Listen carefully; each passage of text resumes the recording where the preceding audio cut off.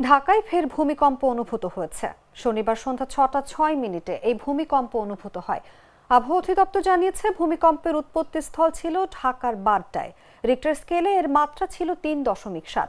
তবে মার্কিন ভূতাত্ত্বিক জরিপ সংস্থা জানিয়েছে, ভূমিকম্পের মাত্রা ছিল ৪.৩। এর গভীরতা ছিল মাটি থেকে ১০ কিলোমিটার ভেতরে। আবহাওয়া অধিদপ্তরের ভূমিকম্প পর্যবেক্ষণ কেন্দ্রের ভারপ্রাপ্ত কর্মকর্তা রুবায়েত কবির জাগো নিউজকে বলেন, ভূমিকম্প অনুভূত হয়েছে। এদিকে ভূমিকম্প বিশেষজ্ঞ হুমায়ুন আখতার বলেন, এই ভূমিকম্পটা আফটার শক হতে পারে। এর আগে আজ সকাল 10টা 36 মিনিট 12 সেকেন্ডে ঢাকা ও এর আশেপাশে ভূকম্পন রেকর্ড করা হয়। রিক্টার স্কেলে এর মাত্রা ছিল ৩.৩। ঢাকার ভূমিকম্প পর্যবেক্ষণ ও গবেষণা কেন্দ্র থেকে উত্তর পূর্ব দিকে 29 কিলোমিটার দূরে নরসিংদীর পলাশে এর উৎপত্তিস্থল।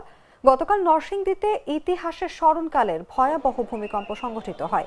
এই ঘটনায় 10 জন মারা যান। সারা দেশে আহত হন কয়েকশো মানুষ।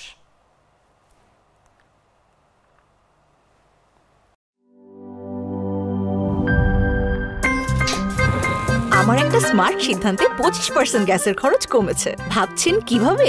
সাধারণ গ্যাস স্টোভ বদলে আমি এনেছি আরএফএল গ্যাস স্টোভ। এর সাইন্টিফিক নজল ও ব্রাস বার্নার ক্যাপ সমানভাবে তাপ ছড়িয়ে রান্না করে দ্রুত। তাই গ্যাসও বাঁচায় 25%, টাকাও বাঁচে 25%। আরএফএল গ্যাস স্টোভ নিরাপদ ও গ্যাস সাশ্রয়ী।